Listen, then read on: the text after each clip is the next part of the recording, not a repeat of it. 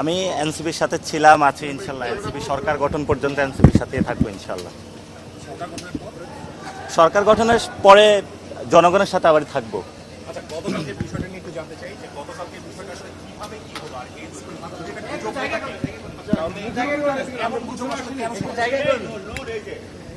গতকালকে আমি রাতে হুট করে নিউজটা দেখি, পরে সবগুলা মিডিয়ার মাধ্যমেই দেখি। তো আমি এই বিষয়ে অনেকে জানতে চেয়েছে, কোনো কমেন্ট করি নাই। তবে আমাদের দলীয় সূত্রে নিশ্চিত করেছে, আপনারা ইতিমধ্যে এটা জেনেছেন, যে আমি দলের সাথে আছি এবং দলের সাথেই থাকবো ইনশাল্লাহ। আমরা সরকার গঠন পর্যন্ত আমি এনসিপির সাথে কাজ করব। এরকম কোনো ঘটনা কি চলতেছে ভিতরে, কিংবা কোনো টানপোড়েন কি আপনাদের মাঝে আছে নাকি? না, আমাদের মাঝে এভাবে যে নিউজটা করা হয়েছিল, এটাকে আসিফ মাহমুদকেও জড়ানো হয়েছিল। আমি সম্মানিত ওই যে সাংবাদিকদের উদ্দেশ্যে বলবো, সাংবাদিক ভাইয়ের, যে আসলে এই ধরনের কোনো কথা না, এবং এই ধরনের বিভ্রান্তিমূলক তথ্য দিলে আসলে আমাদের নেতাকর্মী যারা রয়েছেন এবং দেশবাসী একটা বিভ্রান্ত হওয়ার সুযোগ রয়েছে। সেজন্য কোথাও যাচাই বাছাই করে আসলে নিউজ করা উচিত। এবং এই ক্ষেত্রে পুরো আমাদের নেতাকর্মী যারা রয়েছেন, তারা পুরো রাতে একটা গুজবের মধ্য দিয়ে গিয়েছেন। যেহেতু শেষ পর্যায়ে আমাদের দলীয় সূত্র নিশ্চিত করেছে, এবং আমি আজকে সবার সামনে নিশ্চিত করছি যে এনসিপি সরকার গঠন করা পর্যন্ত ইনশাল্লাহ আমি এনসিপির সাথে থাকবো, এবং এনসিপিকে সরকার গঠন পর্যন্ত ইনশাল্লাহ নিয়ে ছাড়বো। এটা আমরা বরাবরই বলে থাকি, বাংলাদেশে কয়েকটা সেক্টরে, যেমন বাংলাদেশে যারা জব মার্কেটে রয়েছেন তারাও চাকরি পাচ্ছেন না, কারণ ভালো এডুকেশন ইনস্টিটিউশন না থাকার কারণে। গত সরকারের আমলে অসংখ্য ইনস্টিটিউটকে লাইসেন্স দেওয়া হয়েছে সার্টিফিকেট বিক্রি করার জন্য।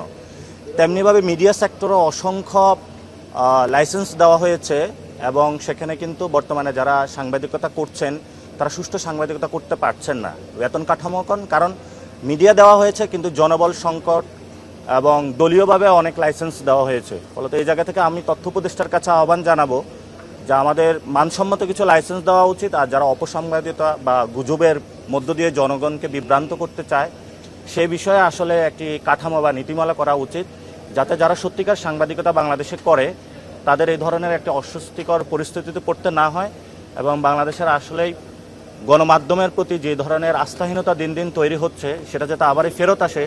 সেই জন্য গণমাধ্যমে যারা কাজ করছেন, যারা সাংবাদিকতা করছেন, তাদের প্রতি আহ্বান জানাবো যে সুস্থ সাংবাদিকতার বিকাশে বাংলাদেশের সঙ্গী হন, এবং যারা সাংবাদিকতা করতে চাচ্ছে সত্যিকারই প্যাশন নিয়ে, তাদের প্রতি আপনারা শ্রদ্ধাবোধ রাখুন। আওতায় আসলে আসা উচিত, যাতে বাংলাদেশে অসংখ্য মিডিয়া লাইসেন্স দেওয়া হয়েছে গত সরকারের আমলে, কিন্তু এটা দলীয়ভাবে দেওয়া হয়েছে। একটি নীতিমালা বা কাঠামো আমরা শুনেছি, এটা হয়েছে, এখনো পাশ হয়নি। তবে দ্রুত এটা পাশ হওয়ার মধ্য দিয়ে বাংলাদেশে যারা সত্যিকার সাংবাদিকতা করতে চান তাদের সেই প্যাশনটা নিশ্চিত করা উচিত। এটা সরকার, জনগণ সকলের একসাথে মিলে। জার্নালিজমের নামে এই ধরনের ভুল জায়গায় মিসাইল নিক্ষেপ করে। তো ইনভেস্টিগেশন জার্নালিজমের আসলে সত্যিকার অর্থে যেটা আমাদের প্রয়োজন, বাংলাদেশের এখন যে জায়গায় দুর্নীতি হচ্ছে আমরা শুনতে পাচ্ছি, আগের আমলে যেই দুর্নীতির যে ধারাবাহিকতা ছিল, এই বর্তমান সরকারের একই সাথে গভর্নমেন্টের যে সচিবালয় থেকে শুরু করে আমলাতন্ত্র সবাই কিন্তু একই দুর্নীতির সে ধারাটা অব্যাহত রেখেছে।